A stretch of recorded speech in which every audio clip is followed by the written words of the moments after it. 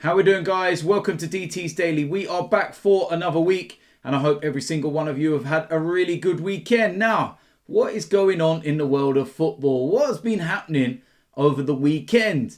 Lionel Messi, that story is not going to go away. And La Liga have got involved now to back Barcelona. We're also going to be talking about Manchester United because it looks like they're about to make a signing and it's not Jadon Sancho. And the last piece of news involves Arsenal because they have won another trophy after beating Liverpool at the weekend. I represent my fucking self. How we doing, guys? Welcome to DT's Daily. That's right.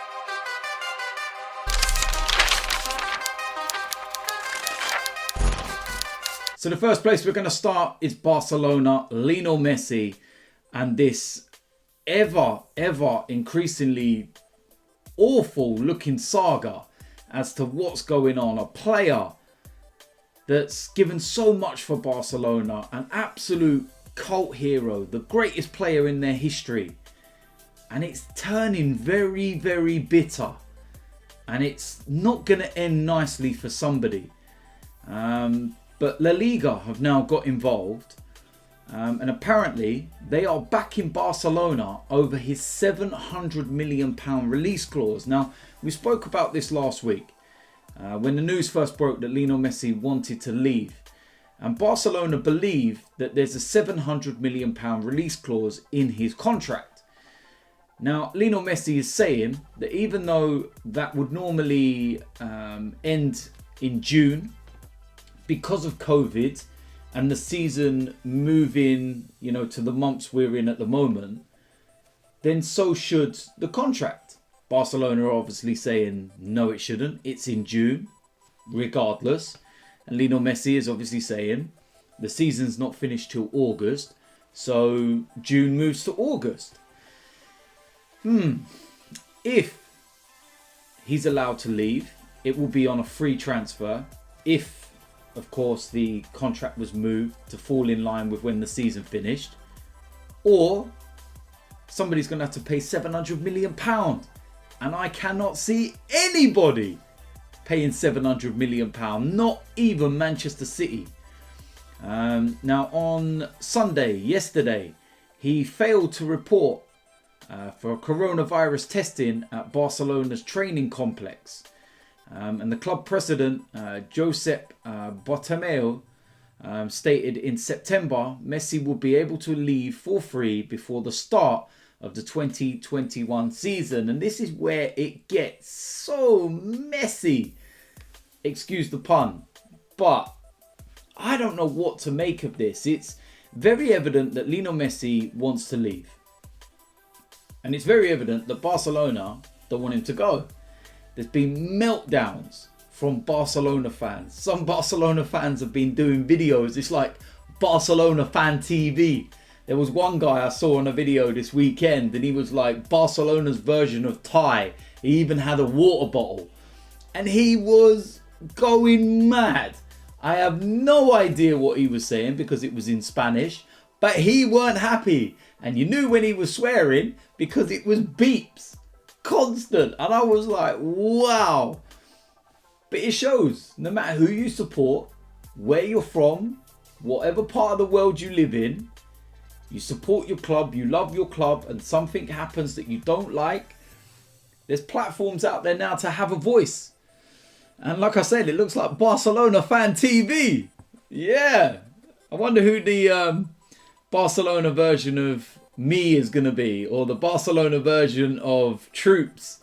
Like I said, I think we found the tie, but crazy. And I honestly don't know what's going to happen with this situation. It's obviously in the hands of lawyers and everything else. And, he's either going to have to stay at Barcelona for a year. How will that work out? Will the Barcelona faithful accept him? We know what they're like in terms of making their voice known when they need to. How will Messi play if he's made to stay for a year? Will Ronald Koeman want him there? It's mad. Or the other side of it, will they get rid of him? And will he be able to leave for free? And will he go to somewhere like Manchester City? It's going to be very, very interesting to see what happens. And Yeah, I don't think he's going to leave. My honest opinion. But we will see what happens, like I said. Next piece of news involves Manchester United, and it looks like they may well have a signing. And it's not Jadon Sancho, it is Ajax midfielder Donny van de Beek. And reports were saying yesterday that an agreement has been reached between Manchester United and Ajax for the 23-year-old. And it's going to be for around about £40 million. Now, quality player, I'm not going to deny that. But I'm also looking and going, where does he fit in Manchester United's side? Because you've got the likes of Pogba, you've got Bruno, Matic is in there as well. Where would he actually go? I'm not too sure. It's a weird one. And I look at it and I think to myself, okay, quality player and everything else. Let's take that aside from this for a moment. Not doubting his quality and what he can do and whatnot. But I'm looking at what Manchester United need. Do they really need a centre midfielder? Do they need a Van de Beek? I don't think they do.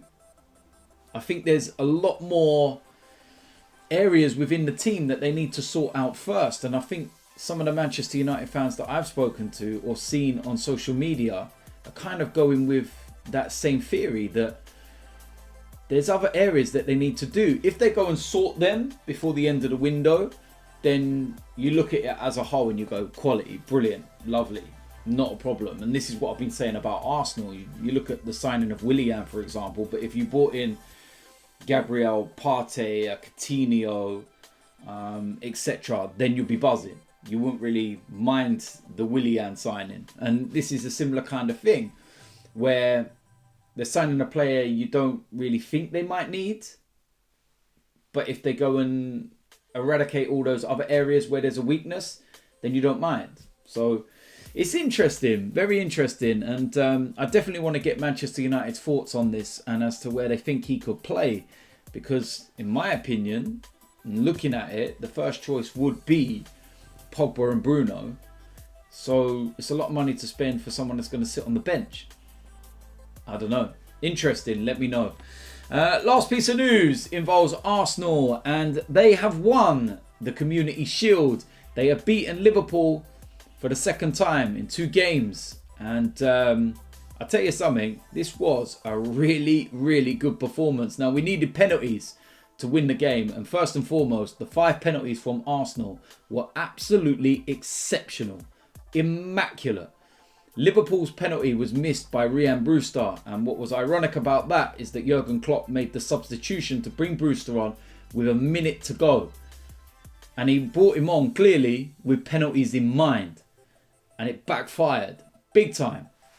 Awful penalty, smacked the crossbar and ended up nearly outside of Wembley. But the game itself, when you look at the starting lineup, Liverpool pretty much had a full strength side. Trent Alexander-Arnold was missing and Jordan Henderson, that was it. Arsenal, my word, the team was missing so many players, and it wasn't like we had the bench loaded up with Pepe, Lacazette, etc. There was nobody. It was such a strange looking lineup when initially it was announced. No Saliba, Rob Holding was there, and it looks like he's on his way to Newcastle on loan, so I couldn't work that out. Big call to put Emi Martinez in goal ahead of Leno. Hector Bellerin coming to the side. He's had no football since the cup final 3 weeks ago, so that was a bit of a surprise at the start. Maitland-Niles was playing. Saka was in there. Aubameyang was in there. Mohamed El Neni next to Granit Xhaka. So you're looking at it and you're thinking, this is going to be a long afternoon. But I'll tell you something, what a performance. First half, absolutely brilliant.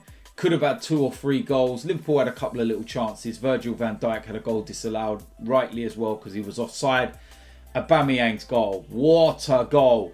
Go and look where the move started from the goalkeeper. All the passing, the moving. This is what Mikel Arteta's doing with this team. And we're starting to see an identity with Arsenal. Defensively, we were rock solid. Liverpool's goal, there was a 20-minute spell where they were dominating in the second half.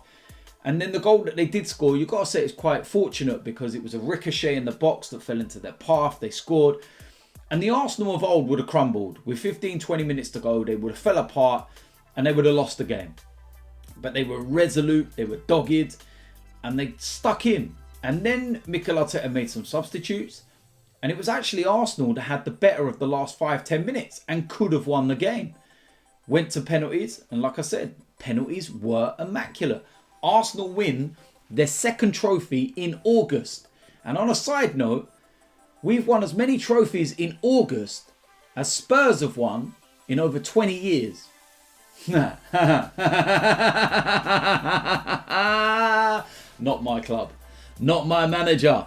You know what I mean? Listen, woo! Mikel Arteta's doing something with this team and I'm loving every minute of it. Let's keep our feet on the ground to some respects, because beating Liverpool doesn't mean we're going to go and challenge them for the Premier League. What it does mean is that I'm starting to see something different. And I think managers and fans and everyone outside of Arsenal can probably look at us now and go, you know what? They actually are starting to show that they're changing. Beaten Man City, beaten Liverpool twice, beaten Chelsea, went to Sheffield United and won there, went to Wolves and won there. We're showing something. Yes, there's going to be bumps in the road and you're going to have games like Brighton and Spurs, etc. But overall, we're moving forward big time. But we've got to get new players in. A few new ones that Mikel Arteta wants. And if we do that, we can most definitely challenge to get back in that top 4 again. 100%. If we brought in the likes of Coutinho and we brought in the likes of a Thomas Partey, along with Gabriel, Oba, a new announcement and all this other stuff, we could challenge for the top 4. I don't care what anyone says. It's as simple as that. But listen, it's another victory. It's another trophy. It's not a major honour or anything like that, but it's all about momentum. And, you know, winning breeds confidence. And that's what it's all about. So we've got off to the perfect start for the season in terms of the first game. And it's one of those ones. Before the game, you know, Liverpool fans were talking about how much they were going to absolutely annihilate us. And then when they lose, doesn't really matter. It's only a friendly. It's one of them ones, isn't it? You're damned if you do and you're damned if you don't. But I suppose from an Arsenal perspective, we'd have probably done the same. Before the game, you know, it's only a friendly. If we lose, it's only a friendly. You win, you won a trophy. But it's one of those. But yeah, and on a side note as well to that, Ainsley Maitland-Niles, it looks like Wolves have given up their pursuit of him. And it looks like he's staying at Arsenal, and I'm actually happy about that. His performance again was immaculate. And he's been called up to the England team. It's alright, isn't it? So there we go. That is it for today's DT's Daily. As usual, let me know in the comment section what you think about today's topics. Let me know, Manchester United fans, about Van der Beek. Are you happy with that? Will he get in the Manchester United side, or is it wasting money when you look like you need signings in other areas? Also, the Arsenal performance, what did you make of it? Let me know. If you're new around here, hit the subscribe button. Make sure you smash a like on this video, and I will see you lot soon. I'm out of here.